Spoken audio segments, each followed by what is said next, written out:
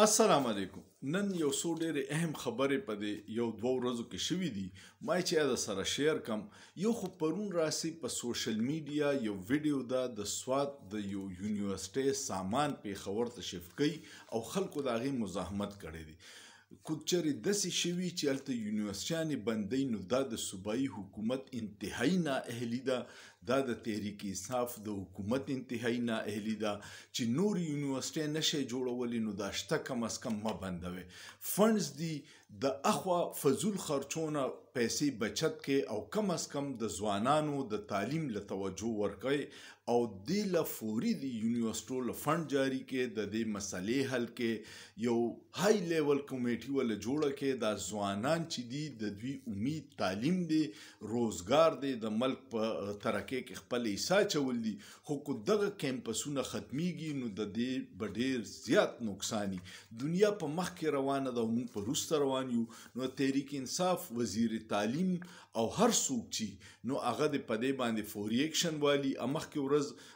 یو اسمبلی کې بل پیش کېدو چې د یونیورسټیانو د وایس چانسلر اختیار د گورنر نه الي او وزیر اعلی لی ورکوي. نو دغه چې کوئ نو دا مو کې چې د یونیورسټیانو مسلې حل کې پکار ده چې معذرت چې تاسو د یونیورسټیانو کې اضافه کړی وي الټا کو چېرې دغه ویډیو صحیح چې د هغې ځای یونیورسټیانې بندیږي او سامان ته شفت کیږي دا انتهایي د تشویش خبره ده، دا فوري بندول پکار دي. بل یو خبر دا دی چې په نشتر هسپتال ملتان کې یو دومره نااهلۍ مظاهره کړې ده چې هلته کې د ډایلیسس مشین باندې دا ډایلیسس چې دا چې کله ګردې خرابې شي نو مشین باندې ډایلیسس کیږي او د مریض نه وینه وځي صفا کیږي او واپس ورته ور انجکټ کوي. که یو مریض پکې چرته د هیپیټایټس سی راشي یا د ایډز راشي نو چې د هغې نه پس څومره مریضان یې ټول افیکټ شي نو همیشه دا کوي چې د هیپیټایټس سی مریضانو بیل مشینانی، د ایډز د مریضانو بیلي او د صحتمند مریضان چې صرف یې ګردې خرابې او نور ورته دا مرض نه وي د هغوی بیل مشیني. اوس په هلته کې د ایډز په یو مشین باندې د هغې نه پس عام خلک ور اچولی دی نو 25 مریضانو ته چې د هغوی آلریډي ګردې خرابې وي اوس یې د ایډز مریضانو کړه. د دې انتهایي ذمهوارو خلکو له سختترین سزا ورکول پکار دي. بل یو عجیبه خبر دی زمونږ د عبادتونه مونږ ځکه اثر نه کوي چې مونږ په هر 2 نمبر طریقه کوو خو عبادت به کوو. څنګه په لیاري کې کراچۍ کې یو ښځې د ګاونډۍ نه 20 تولې کالې پټ کړی دي او په هغې باندې بیا یې خرڅ کړی دی او تل یې د عمرې کړی او چې واپس راغلی ده نو هغې ګاونډۍ د زمزم اوبه او کجور هم راوړي خو چې بیا تحقیقات وشوه دغې غلا کړې وه اوس پولیس نیولې ده. نو دا زمونږ عملونه دي او دا مو حرکتونه دي چې وس دې نشته. حج عمره الله پاک په صاحب حیثیت ایښودې ده، په دې نه ده چې ته د لوټ مارو کې بینک دي ووایې پردی حق وي او بیا حج عمرې لاړ شي، په دې دې نه بخي. یو ډېر اهم خبره دا دی چې اوورسیز پاکستانو کې دومره نفرت دی د دې کرپټ حکمرانانو خلاف چې دوی پیسې خو ډېر جمع کړي خو عزت یو ځای هم نشته. د میا نواز شریف په لندن کې نشي وتی یا چېرته په پټو لارو باندې وځي د هوټلو نه د هغې ځای نه ځکه چې هر ځای کې ورته اوورسیز پاکستانیان ولاړ دي. یو 2-3 ورځې مخکې خواجه آصف وزیر دفاع هغه چې کوم دی په ټرین کې تلو او خلکو بې عزته کړی دی نو بیا هغه تللی دی سفارتخانې ته او د لندن یو عام 2 پولیسو ته ناست دی او فریاد کوي. اوس اندازه وکړئ چې د 57 اسلامي ملکونو کې واحد ایټمي طاقت بیا د 10 لکه فوج مشر وزیر دفاع په لندن کې یو عام پولیس ته د خپل بېبسۍ اظهار کوي چې ماته دمکیانې راکړي دي او زه یې بې عزته کړم، تاسو یې خلاف اف آی آر وکړئ. دا بېوسي ده، بېبسي ده. نو دوی خپل حرکتونه نه ټیک کوي خو الزام په نورو لګوي. تاسو څه داسې کار وکړئ چې د پاکستان د فایدې کار وکړئ، لوټ مار مه کوئ، خلکو له سکون ورکړئ، خلکو خلاف انتقامي کارروایي مه کوئ، د خلکو خلاف عام سیویلین خلاف دهشتګردۍ اف آی آر نه کوئ نو خلک به درنه نفرت نه کوي. که څه سړیتوب کار مو کړي نو خلک به اسامي نه کوي. خو تاسو خو داسې کو چې پاکستان مو په 2 کالو کې تباهۍ ته ورسو. نو دغه خواجه آصف صاحب دغه دی چې وزیر دفاع په لندن کې یو عام پو دا کو پاکستان وي پته نشته چې اوس به څومره خلک په جیلونو کې اچول او کم تشدد بو خو هغه آزاد معاشري دي هر سړي ته د پورمن احتجاج حق دی پکې دا یو خبره ما چې تاسو سره شیر کوم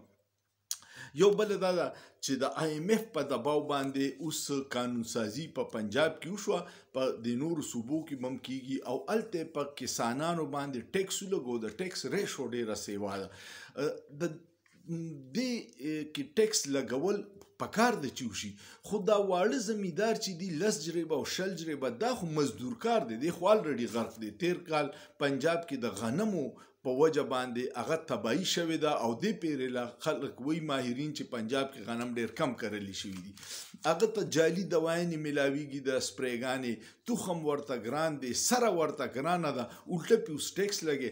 د چا چې 60,000 جریب ځمکه ده 50,000 ده 1,00,000 جریب ځمکه په هغوی ټیکس لګوه خو دا یو خاص لیول انسانان د دینه استثناء پکار ده ځکه چې خلک ډیر په مشکل کې دي خرچي اسمان ته دي آمدن نشته الټه په زمیدارو ټیکس مو لګیدو بل نجم سیټي صاحب کوم چې د اسټابلیشمنت ته ډیر نږدې دی او مسلم لیگ نون دی او دا وی دا داوا په خپل پروګرام کې کړی دا چې کله ټرمپ راغی نو شهباز شریف په منډه محمد بن سلمان راتلو او آرمی چیف هم تلو او هغوی ته دا سوي پلانینګ دا روان دی جرنیلان کوي چې عمران خان ډیلو کې کو ډیل نه کوي نو چې په زوري څنګه چې میا نواز شریف ډیل کړو او الته تلو او لس کالې تیر کړو مشرف سره ریټن ډیل کړو چې زه په سیاست کې سنالم نو دوی وایي چې عمران خان خو به داسې ډیل نه کوي خو عمران خان به په زور سعودي عرب ته بوزي او الته به بند کی نو دوی وایي چې دا محمد بن سلمان ته سجیشن کړي خو خلک وایي چې دا خبره نه عمران خان مني او نه به محمد بن سلمان مني ځکه چې محمد بن سلمان خپل سافت ایمیج کوي او پاکستان کې د سعودي حکومت او د ملک ډیر قدر دی کو داسې اقدام وکړو نو د ټول نه غټ او پاپولر لیډر عمران خان دی د دې د ورکرانو به د سعودیانو نم نفرت شي او د محمد بن سلمان حمایت به ډیر په پاکستان کې کم شي نو زما اندازه ده چې دومره د بیوقوفتوب کار به محمد بن سلمان نه کوي خو دوی پریشان دي دا دي چې تاسو ظلم کړی دی او اوس درله چل نه درځي کو ټرمپ حکم وکړي بیا به څه کوي عدالتونو نه دباو لرکې چې هغوی په انصاف فیصله وکړي عمران خان به روز خپل سیاست به کوي تاسو ته وي خو تاسو ته خطره ده ځکه چې تاسو ټولو هغه په جعلي طریقې سره دننه دغه کړی کو عمران خان راووت او یو جلسې وکړه د حکومت به کور ته تښتېدلي او سهولتکار به پریشانی بیا بل یو خبره ده چې شهباز ګل نن په خپل پروګرام کې ویلي چې اسټابلیشمنت اوس په پاکستان کې چې کم ډیر مضبوطه لابي د پاکستانیانو ډاکټران کم چلته سېنیټران باندې پریشر اچي او پاکستان کې د انساني حقوق خلاف ورزي او د عمران خان او د سیاسي قیدیانو د ازادۍ لپاره تحریک چلی هغوی ته اپروچ کړی دی چې تاسو راشه او عمران خان رضا کې چې یو میاش د احتجاج چې کم په 24 تاریخ ورکړی دا لیټ کې خو لاسوک ورته تیار نه دي په منځ کې پکې کسان چولې دي او دا دوی په دې کې چې دی وخت کې خلک ډیر زیات تنگ دي او غوسه دي نو دوی د اسټابلیشمنت او ادارې د عوام مایوسي سیوا کوي او بل طرف ته په تحریک انصاف کې فارورډ بلاک جوړي او هغه ورکر ولا مایوسه کوي چې دوی هر وخت اعلان کوي او بیا ته پشاشي نو کېدی شي چې بیا نه روزي نو دا پلانینګ روان دي اوس امریکای ډاکټرانو ته او هغه خلکو ته اپروچ کوي چې راشه او عمران رضا کې چې په 24 تاریخ دا دغه یو میاش لیټ کی یو شی دی وی پی ان هغه یو بیوقوفتوب کار زمونږ ریاست کوي او اوس په ټول خلک پوهه خلک دا وایي چې دا به پاکستان ته په لانګ ټرم ډیر لوی نقصان وکړي وی پی ان اسلامي نظریاتي کونسل سمشران دي هغوی وایي چې دا ناجایزه دی خو 2 کاله مخکې د بنوریا ټاون چې کم دارالعلوم دی هغې د دې د جایز کېدو فتوا ورکړی او هغه فتوا موږ په سرکولر کو ده ویب سایټ بند کې هر څه بند کې خو وی پی این څه ته وایي وی پی این دی ورچوال پرایویټ نیټورک د دې مطلب دا دی چې کله پاکستان کې دوی زموږ د ریاست ظلم کوي په عوامو او سوشل میډیا بند کی ځکه چې د عوامو د سوالونو جواب ول نشته ټوئیټر بند کړي فیسبوک بند کی واتس اپ بند کی نو ځوانان خپل کاروبار د پاره خپل واس وتولو د پاره بیا په وی پی این باندې دا ټول سوشل میډیا نیټورک چالو کی او بیا یې کتلی شي پاکستان کې په کروڑونو ځوانان دي چې ازان حکومت خو روزګار نشي ورکول نو د نیټ نه په آنلاین سیل باندې په فریلانسینګ باندې ځان له روزګار کوي هغوی چې کله پاکستان کې نیټ سلو شي یا بند شي نو هغوی بیا وی پی این استعمال او وی پی این هم ورته غیر ناجایزه کو نو داسې علما چې د ملک په تباهۍ کې دوی لاس دی د دین په سربلندۍ کې دوی لاس نشته دا صرف د حکومت او د اسټابلیشمنت هغه زرخرید سرکاري مولیان دي چې کم د پاکستان ته ډېر نقصان رسوي